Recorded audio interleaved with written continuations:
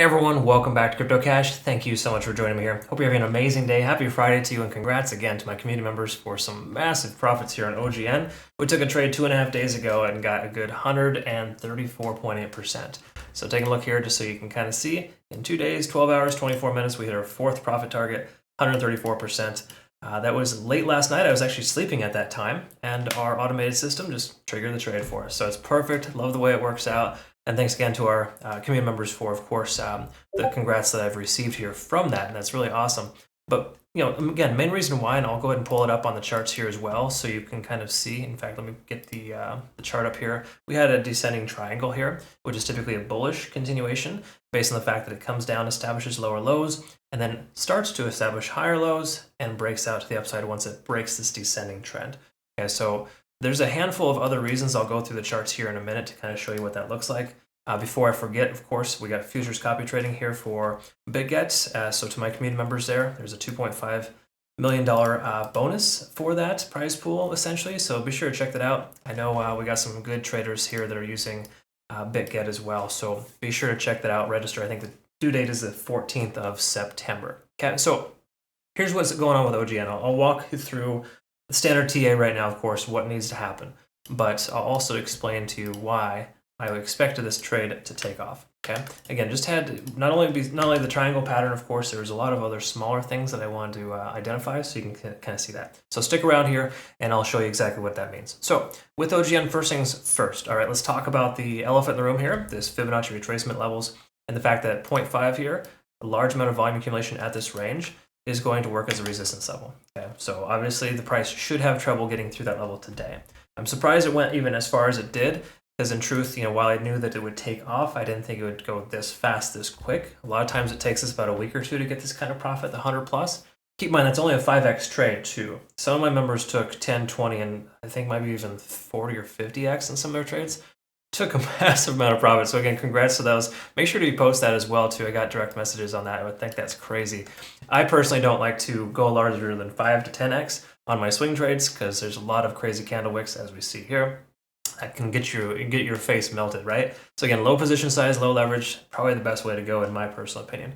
That being said though, here with OGN, we want to look on the daily. Let's go ahead and start with the standard stuff. We're hitting 70 on the RSI, kind of rejecting off that level. That's pretty standard to hit that level and to pull back. In fact, you look at OGN, its history has a tendency of pulling back the day after it pumps, okay? In fact, that's the most recent one. Let's see if there's any other previous as well. Let's see here. I haven't seen a pump in a little while from this coin, as a matter of fact. So in truth, this is kind of a newer thing here, okay? But the key takeaway here is that when you pump up like this, right, the price comes up and then it comes down shortly after, the previous low is going to work as a support level. So see how it bounced off that level? We could very well see the same thing here. The price pulls all the way back. We're looking at 0.236, that 8.4, 8.5 cent range would be a good bouncing point. So if the price does pull back that far, that'd be a good entry for a long position. So once again, there's a lot of new volume into the coin, and it should be able to sustain itself, but it makes sense it's pulling back because that was a lot of volume at one given time. Take a look at the volume profile, see how it's aggregating itself right there, or averaging itself for its average true range at about 0.5 Fibonacci. That is 10.5 cents. So keep in mind the price comes up to that level. We could very well see a rejection and it comes back down, potentially for a cup and handle pattern. We saw a cup and handle pattern for our Algorand, which we took some profits on this one too. You kind of see here, cup and handle. This one's kind of shaping out to be something similar there. And good news is, you know, we did take some profits there. Only 15% in 6 hours, but still, you know, every little bit helps, right? But the bottom line here, and the reason why I bring that up is because this does kind of look like it could be the start of a cup and handle.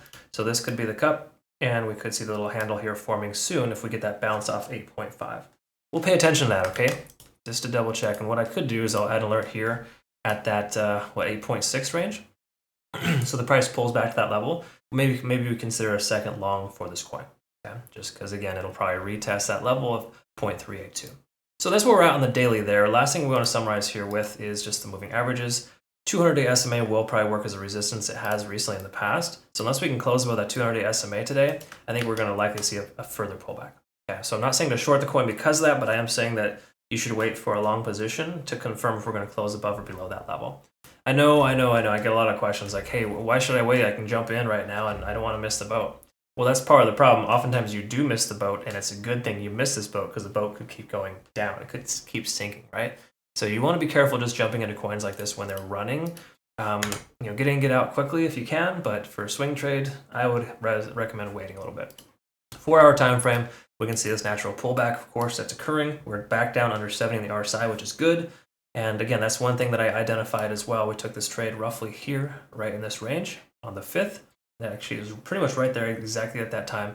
We can see that the 50 on the RSI was holding strong. Okay, so a lot of times when you break above 50 on the RSI, comes back down to retest, works as a support level. So we should be able to see that continue to maintain itself here moving forward, which implies that the price should bottom out at one of these two levels here, either 9.6 or 8.5 as a round number.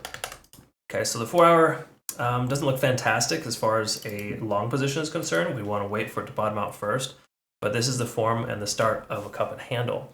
Looking at the 1-hour too, let's just go ahead and wrap up here as well with the 1 hour. We can kind of see Ichimoku cloud. Obviously, we broke above, kind of letting us know if you have a short position open, you can consider leaving it open. But, or no, I'm sorry, I misspoke. If you have a long position open, you can consider leaving it open, but I would recommend having taken some profits. Like with us hitting our 4th profit target, we've already taken 80% profit and the last 20% is riding. So the way that our automated system works is it'll move the stop loss up to stop loss target 1, since we have a moving target 3. So every time we hit a target, it continues to adjust the stop loss higher. So if we do get closed out of this trade, the stop loss is already at target 1, and we are going to be coming out with some extra green in that very last 20%. Okay, again, little different strategies for different things, but I do recommend selling portions of your trade instead of all in and all out, because it helps you keep some skin in the game there and also ensure that you take profits. So make sure your first target or two is somewhere in the range of 50 to 60, 70% of your total position size. So that way you can effectively be able to average up or down depending on that, and just, again, take your profits as the price does pull back. Okay, there's nothing worse than leaving money on the table, so to speak here. But for lack of better terms here, this is pulling back. This is a very natural pullback. In fact, as a matter of fact, we can see we're about 6 hours into this retracement, and we did previously hit a 9 with overextension there. So it makes sense here. We probably got at least another 3 to 5 hours before this will consolidate and find its halfway mark.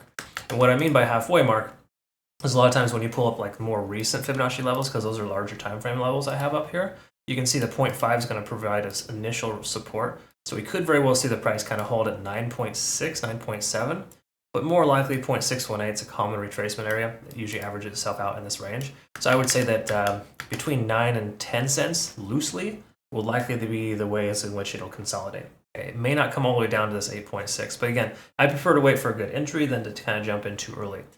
Once more, swing trading is a different strategy altogether. So, I have a very specific strategy in my swing trades, and works well for the way that I have it formatted. But if you're 20 to 50x on my swing trades, you're going to get wrecked, because it's not designed to it's designed to sustain these larger movements and not get liquidated immediately. So please be careful if you're using my swing trades at high leverage. It's not designed for that. Again, I've been trading for a long time, and I prefer to just kind of sit back and let my trades do my thing. I do all the work on the front end. I don't like to sit there and monitor my trades all day. My heart isn't right for it. My patience isn't there, whatever you call it. I mean, I'm healthy, don't get me wrong, but I don't like the stress of having to manage a trade all the time, right?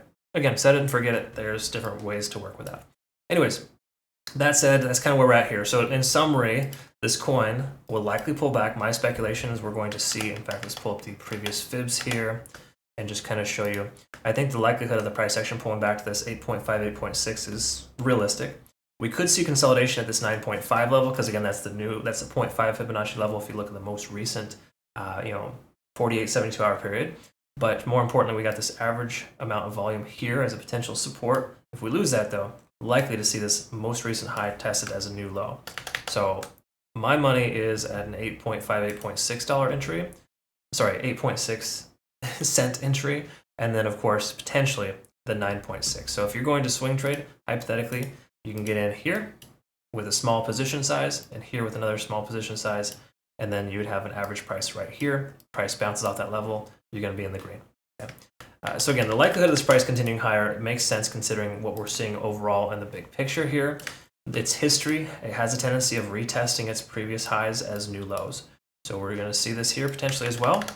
Another thing to factor in too, I kind of skipped over this here, is we had this low liquidity level here. We filled it with a lot of volume, and there's a greater chance that that level will hold if we retest it. So that's my speculation. If we do see 8.5, 8.6, it's a good opportunity for another long. Okay. All right. So that's everything there. Hopefully that made sense and I described that correctly. Thank you so much for watching. Comment below if you found this beneficial. Feel free to tell your family and friends. We do actually have a summer sale going on right now. It's soon to end. Links down below for that if you want to join our Premium or Premium Plus groups. I got day trades and swing trades signals as well. But more important, just an amazing group over here. Keep in mind too, we did take a small loss with our XRP trade recently, but we took profit from BNB, Litecoin, ETH, Litecoin as well, and another ETH trade. So again, it averages out to about 80%. Okay, so trying to focus on just this one little loss. Losses are normal for trading, and you need to recognize that.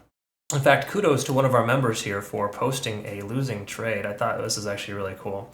I think it's just admirable because it's very true and realistic of trading. So you got to recognize that you're going to take your wins, you're going to take your losses. No one's 100%. If you're following people that claim that they're 100%, they're wrong because they're just not sharing with you their wrong trades, and everything should be available. Okay. So again, just know you should only trust that. Look at this, Jake Fish, unfi short. Oh man, well done. In fact, I wanted to get in at 11 cents, but I was or $11, but I was out last night, and unfortunately didn't get a chance to get in on that trade. Very well done, buddy. Nicely done. That's awesome. Super good job. Okay, cool. Well, keep up the good work, everyone. Greatly appreciate it, and hope you have a good rest of your day. We'll see you next one. Take care.